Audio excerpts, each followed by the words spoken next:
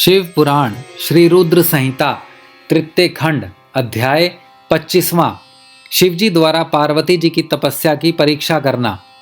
ब्रह्मा जी बोले, हे मुनिश्रेष्ठ नारद, सप्त ऋषियों ने पार्वती जी के आश्रम से आकर त्रिलोकीनाथ भगवान शिव को वहां का सारा वृतांत सुनाया। सप्त ऋषियों के अपने लोक चले जाने के पश्चात शिवजी ने देवी पार्वती की तपस्या की स्वयं परीक्षा लेने के बारे में सोचा।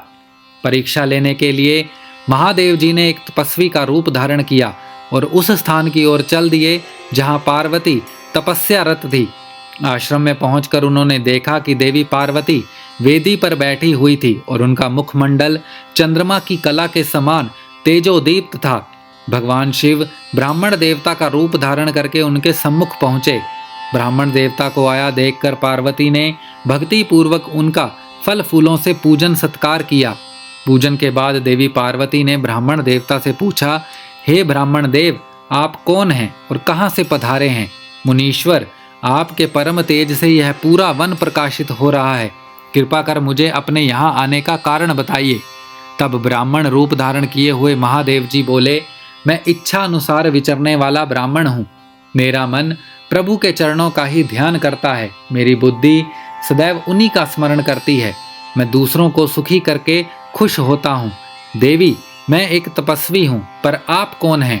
आप किसकी पुत्री हैं और इस समय इस निर्जर वन में क्या कर रही हैं?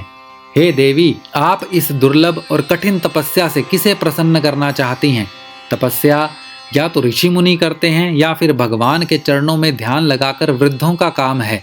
भला इस तरुण अवस्था में आप क्यों घर के ऐशो आराम को त्याग कर ब्रह्मचर्य का पालन करती हुई तपस्विनी का जीवन जी रही हैं? आप किस तपस्वी की धर्म पत्नी हैं और पति के समान तप कर रही हैं? हे देवी, आप अपने बारे में मुझे जानकारी दीजिए कि आपका क्या नाम है और आपके पिता का क्या नाम है। किस प्रकार आप तप के प्रति आसक्त हो गई? क्या आप वेद माता गायत्री हैं, लक्ष्मी हैं अथवा सरस्वती हैं? देवी पार्वती बोली, हे मुनि श्रेष्ठ, ना तो मैं वेद माता गायत्री हूँ, न लक्ष्मी और ना ही सरस्वती हूँ। मैं गिरिराज हिमालय की पुत्री पार्वती हूँ। पूर्व जन्म में मैं प्रजापति दक्ष की पुत्री सती थी, परंतु मेरे पिता दक्ष द्वारा मेरे पति भगवान शिव का अपमान देखकर मैंने योग अग्नि द्वारा अपने शरीर को जलाकर भस्म कर दिया था। इस जन्म में भी प्रभु शिव शंकर की सेवा करने का मुझे अवसर मिला था। मैं नियम पूर्वक उनकी सेवा में व्यस्त थी, परंतु दुर्भाग्य से कामदेव के चलाए गए बाण के फलस्वरूप शिवजी को क्रोध आ गया और उन्होंने कामदेव को अपने क्रोध की अग्नि से भस्म कर दिया और वहां से उठकर चले गए।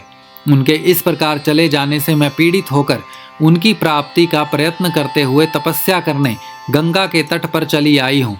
यहाँ मैं बहुत लंबे समय से कठोर तपस्या कर रही हूँ ताकि मैं शिवजी को पुनः पति रूप में प्राप्त कर सकूं, परंतु मैं ऐसा करने में सफल नहीं हो सकी हूँ। मैं अभी अग्नि में प्रवेश करने ही वाली थी कि आपको आया देखकर ठहर गई। अब आप जाइए, मैं अग्नि में प्रवेश करूंगी, क्योंकि भगवान शिव ने मुझे स्वीकार नहीं किया है। ऐसा कहकर देवी पार्वती उन ब्राह्मण देवता के सामने ही अग्नि में समा गई। ब्राह्मण देव ने उन्हें ऐसा करने से बहुत रोका, परंतु देवी पार्वती ने उनकी एक भी बात न सुनी और अग्नि में प्रवेश कर लिया। परंतु देवी पार्वती की तपस्या के प्रभाव के फलस्वरूप वह धधकती हुई अग्नि एकदम ठंडी हो गई। सहसा पार्वती आकाश में ऊपर की ओर उठने लगी।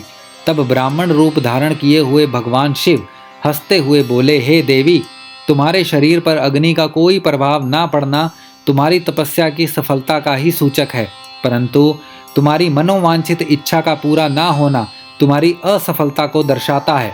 अतः देवी, तुम मुझ ब्राह्मण से अपनी तपस्या के मनोरथ को बताओ। शिवजी के इस प्रकार पूछने पर उत्तम व्रत का पालन करने वाली देवी पार्वती ने अपनी सखी को उत्तर देने के लिए कहा। उनकी सखी बोली, हे साधु महाराज, मेरी सखी गिरिराज हिमालय की पुत्री पार्वती है। पार्वती का अभी तक विवाह नहीं हुआ है। ये भगवान शिव को ही पति रूप में प्राप्त करना चाहती है। इसी के लिए वे 3000 वर्षों से कठोर तपस्या कर रही है। मेरी सखी पार्वती ब्रह्मा, विष्णु और देवराज इंद्र को छोड़कर पिनाक पाणी भगवान शंकर को ही पति रूप में प्राप्त करना चाहती है। इसीलिए ये मुनि नारद की आज्ञा अनुसार कठोर तपस्या कर रही है। देवी पार्वती की सखी की बातें सुनकर जटाधारी तपस्वी का वेश धारण किए हुए भगवान शिव हंसते हुए बोले, देवी, आपकी सखी ने जो कुछ मुझे बताया है मुझे परिहास जैसा लगता है। यदि फिर भी यह सत्य है तो पार्वती आप स्वयं इस बात को स्वीकार करें और मुझसे इस बात को कहें। श्री रुद्र संहिता तृतीय खंड अध्याय 25वां समाप्त।